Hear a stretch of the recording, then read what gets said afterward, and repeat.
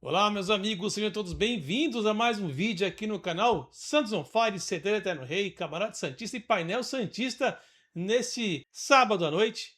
Vai falar um catadão na Copa do Mundo, né? E é isso que a gente está vivendo agora, a pausa nos campeonatos, e inclusive o brasileiro, a data FIFA chegou, a seleção brasileira que jogou hoje, o último amistoso antes da Copa do Mundo, que estreia também no próximo sábado contra Marrocos. Preocupa, hein? Preocupa, e é sobre isso que vamos falar, sobre o jogo de hoje, a vitória 2-1, mas não convincente. Vamos falar sobre isso a partir de agora, mas antes, deixa aquele like, se inscreva no canal e comente qualquer coisa sobre a nossa seleção brasileira, hein? Bom, a seleção brasileira que não empolga a maioria dos brasileiros, inclusive a mim. Eu não sou um entusiasta desse futebol. Aliás, desde 2002, abri os olhos e vendo que essa seleção deixa muito a desejar na questão do futebol, né? E aí é quem escala, né? E quando a gente vê que técnicos da seleção brasileira deixam se levar e colocam jogadores que empresários ali praticamente obrigam, a gente acha esse catado em campo, né? Pô, eles não têm culpa. Quando você vê o Ibañez na seleção, o Igor Thiago na seleção, né, não tem méritos alguns. Tá? Eu acredito que até o Pedro no lugar do Igor Thiago teria mais utilidade.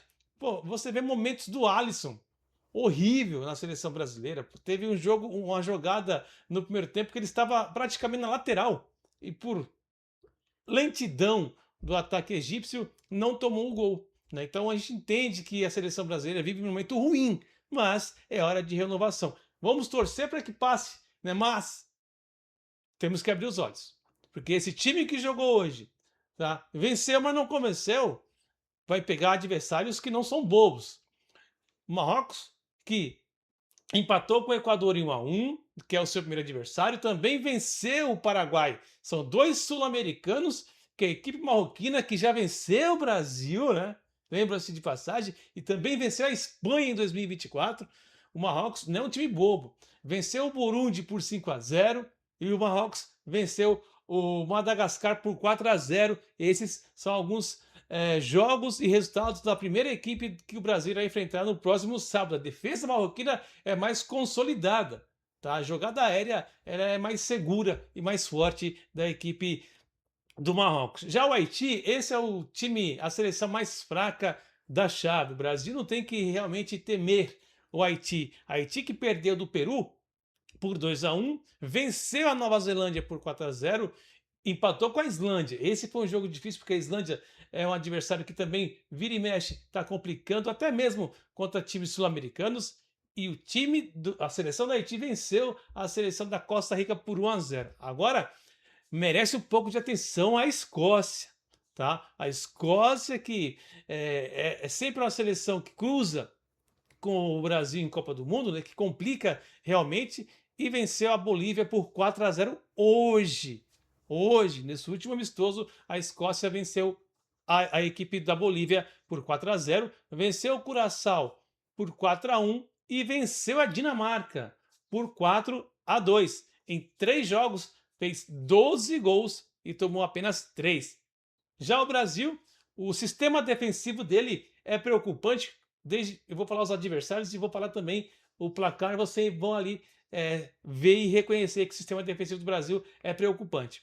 2-1 contra o Egito, hoje, né, com a falha do Marquinhos. A gente fala do 6-2 do Panamá também, com falhas defensivas. 3-1 na Croácia, ali não teve falha defensiva. A Croácia teve gols mais por mérito do que por demérito do Brasil.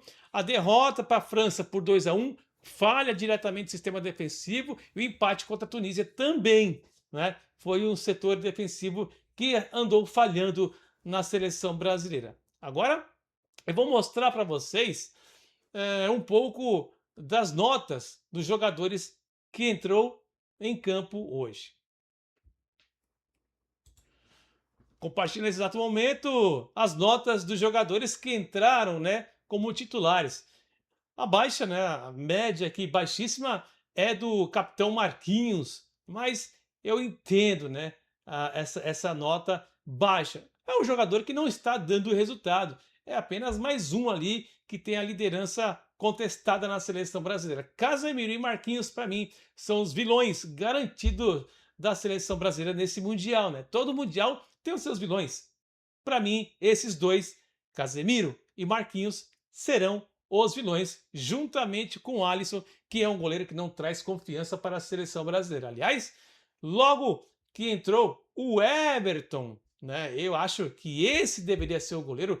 Olha só, esse deveria ser o goleiro titular da seleção brasileira, ao meu ver, né? Nota boa também para o Léo Pereira, né? O Danilo entrou, jogou melhor, né, do que o Bruno Guimarães. O Luiz Henrique entrou no lugar do Lucas Paquetá, que deu mais mobilidade. O Lucas Paquetá no início, logo nos 3 minutos iniciais da partida, ele tocava a bola, lembrou até o Miguelito, né?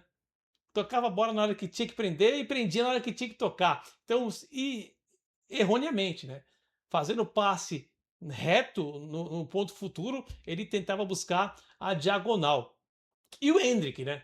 O Endrick é um jogador que não pode começar com esse time ridículo que a seleção brasileira, não pode ficar no banco de reserva. Mudou, tá? Mudou. Ele e o Luiz Henrique mudaram o dinamismo do jogo assim que entraram e o Brasil conseguiu a vitória graças ao Endrick, muito novo, mas tem o faro do gol. Bom, deixa eu aqui trazer para vocês a participação do nosso amigo Reginaldo. Reginaldo.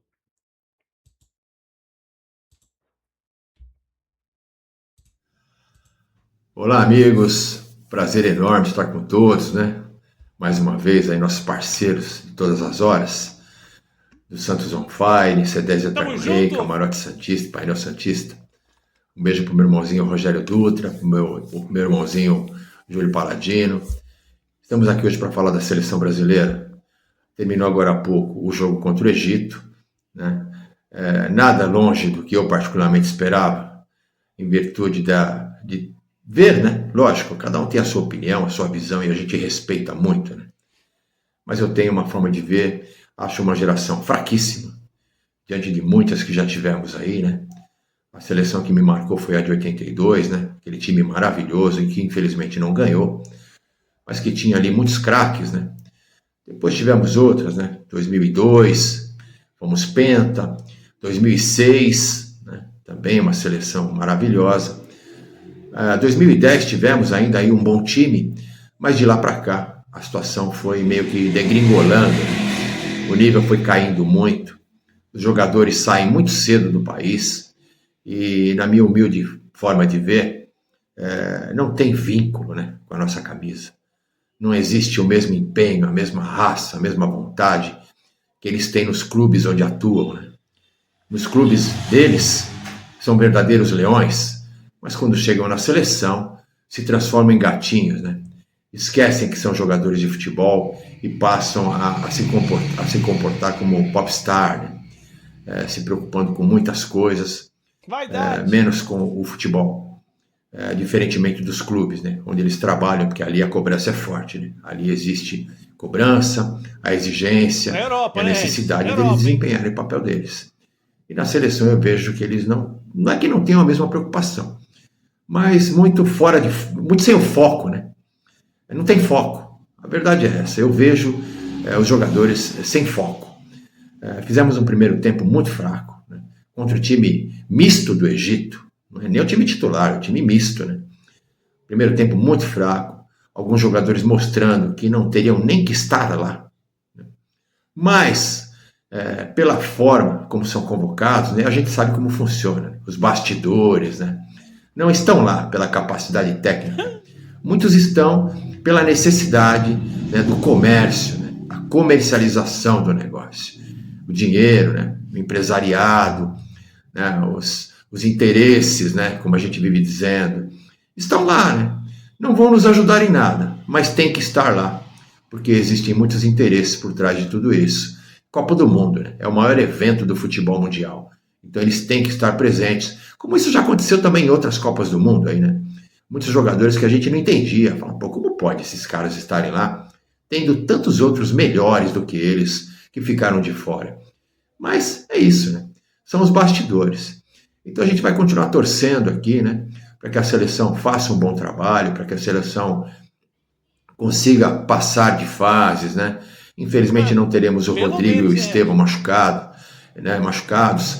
Eu vejo o Estevão aí com um futuro brilhante pela frente e sinto muito dele não estar presente nessa Copa do Mundo. Que Deus o abençoe para que ele possa estar nas próximas e nos ajudar.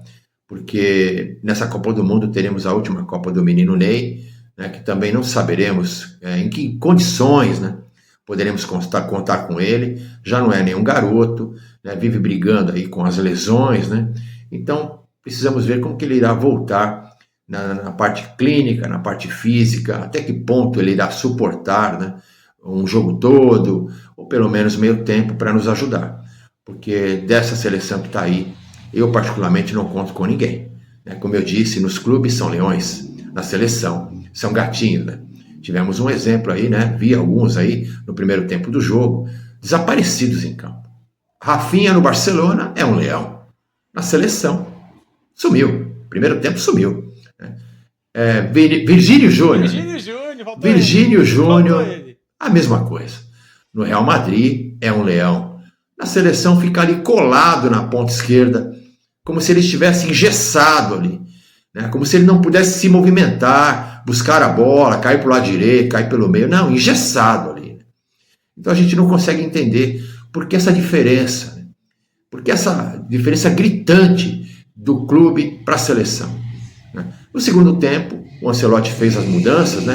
Porque ele chegou em cima da hora, né? Ele não pegou a eliminatória toda, ao contrário do que vai acontecer na próxima Copa do Mundo. Ele renovou o contrato, terá 4 anos para trabalhar, para fazer uma renovação, porque muitos já não estarão mais na próxima. Então, ele vai ter tempo para trabalhar. Né? Mas no momento ele não teve muito o que fazer.